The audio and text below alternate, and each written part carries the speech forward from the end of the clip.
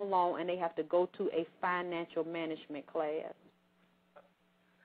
That's right.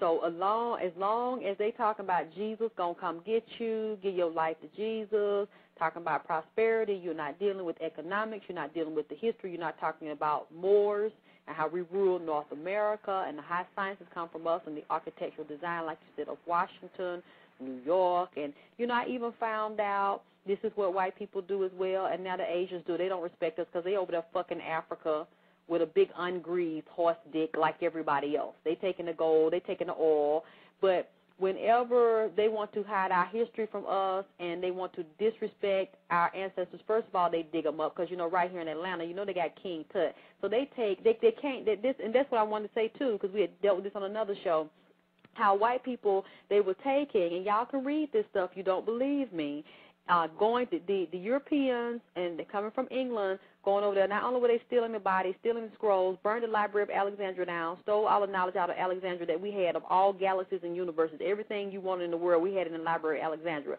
They were digging up the mummies, making mummy tea out of them, grinding up them mummies. They were actually cannibalizing our ancestors that had been going through ceremonial rituals, the kings and queens, pharaohs, put in their temples, put in their tombs and their sarcophaguses. They breaking them up. They taking their bones. They eating the bones off of them. They taking the tissue off of them. And they said that these mummy powder, they were grinding our ancestors up into powder, had medicinal healing properties for their body. So white folks was actually eating our folks long ago. They had been cannibalized on our folks because they realized the power in our DNA. So they were doing this, and now they carting around. They still got our mummies in their museums, and they were even saying that the mummies were white mummies. Now, we know later on, before as they got towards destroying Egypt, white folks came in there and started infiltrating and sleeping with and actually conquering and taking the throne. So, yeah, they sat on the throne because they took it, not because they are the indigenous people and they actually created the Comedian civilization that they call Egypt, but because they stole it. So that's how they put themselves in our bloodline. And when you look at the Queen of England and you see the throne she sit on, you see the steps she walk up on, that's a pyramid she walk up on. That's a whole ritual that she do paying homage to our ancestors and the lineage that they stole. So now you see them going around, carting around our ancestors' bodies after they done ate off them and did all kind of rituals on them and did all kind of satanic rituals and to draw down power, taking their skulls out of them that we don't even know about because they still tell us a little bit about the ancestors and the tombs they done dug in and the power and the ritual rites. We still don't know all of that. So we have to tap into that and download it from our DNA because that's how we know that we don't have it because we too fucked up. If we really had that knowledge that they have, they wouldn't have flipped it upside down on us, and we would see a difference in the way we communicate, the way we have sex with each other, the type of children we give birth to, and the state of our condition is a reflection of the state of our mind. So we know we don't have it all yet. We know we're not even trying to tap into it until now. Many of us are feeling compelled because our ancestors are making us tap into it. But the point I'm making is, Brother Bay, is that if these mummies were white mummies and King Tut was a white boy, I believe that they would not be carting his body around to put like a damn circus on spectacle. You ain't never seen them talking about we finna damn dig up George Washington and damn Abraham Lincoln and Roosevelt. We finna cart them around on tour. You ain't never seen that shit happen. And you're not going to see it happen. Because they respect what they enshrine. But then when it comes to us, just like I found out over there off of near the West End, that big old cemetery that I thought was a white cemetery, they got black people buried in there. And then a lot of these places where they done built these subdivisions of the house, they done took our Moorish and our indigenous ancestors, and they done bulldozed down any remnants that there were mounds there, how we buried our people in mounds and did a whole ritual around death. It was a very powerful thing when one of our ancestors actually left the body. We didn't just throw them in a square. And I also believe, too, that's a Masonic square when they cut that square to put your casket down in that square, and it's also a binding in that square. I don't believe all of us supposed to be buried, dropped down 6 feet under in no square. So they do a ritual doing that, too, when they bulldoze and they put houses and shopping malls over our ancestors. But I know it don't stop nothing.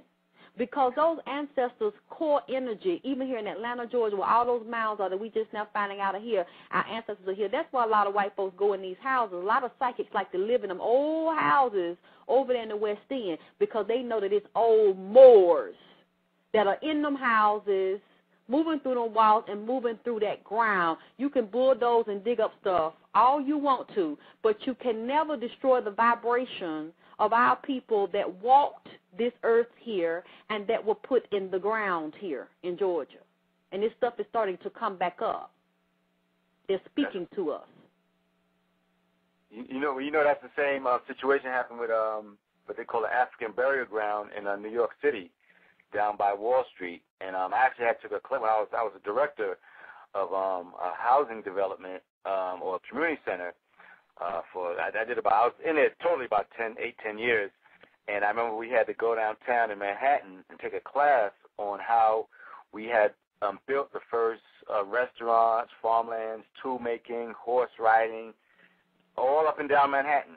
Now, I don't know about what that story about they paid 25 cents or whatever the case was. That wasn't part of the script. We did all of that. They'll even tell you that George Washington got his first meal at a sister's restaurant. That we did all of that, and they found these burial grounds. You know, they were digging up, like you said, just like they do here, digging up in the ground and realized there was all these bones of original people that was in the ground, and then after they made, they made like a little monument or whatever like that.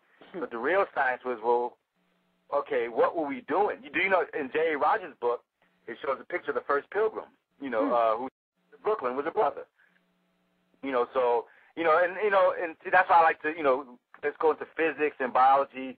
Really the real science is, and I know I read in some book, it was like saying they called the Ethiopians dark-skinned Caucasians. I'm like, okay, y'all got to get it. Because really the science is this, Caucasians are albino Negroes. I mean, that's and what it is. When we had them up in Europe and we began to mix with them, of course, this is all in, and you can look this up in Mendel's law, that he talks about it in the turn of the century. He was doing with plants, and then he started doing with genetics.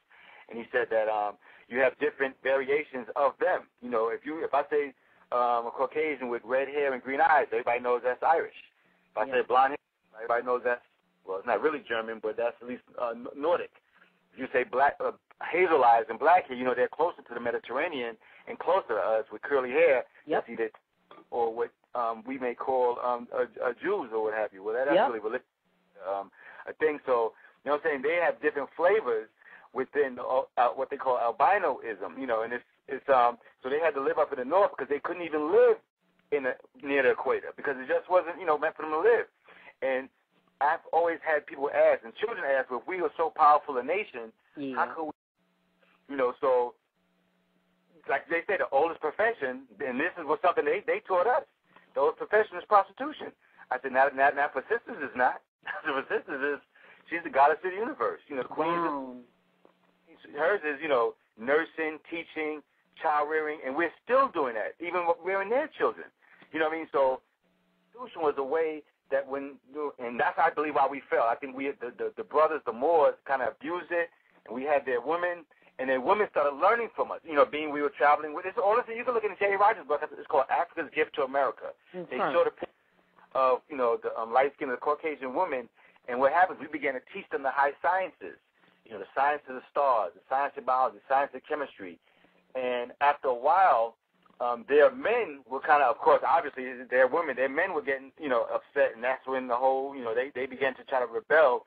And then, I guess, like they say with drugs, if you're selling cocaine, you can't use the cocaine. So we began to sleep, I guess, with our prostitutes and began to have children. We started teaching our children, and then little by little, they started, teaching their children, their sons, the sciences, and we began to initiate them in what we call masonry. We started teaching them how to use a hammer, how to build. That's why a long time ago when you were a little child, little boys got little toy cars and little, car engines and models or little tool sets. Girls got Susie Homemaker, and little dolls and stuff like that. And how you're supposed to, how man, gets his profession and learns, and how woman, gets her profession and learns.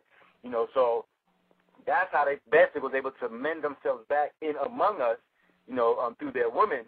And actually, it happened in reverse too. It was actually a Caucasian woman who started teaching young boys how to read and to write when the slave master was running around screwing basically our sisters. Mm-hmm.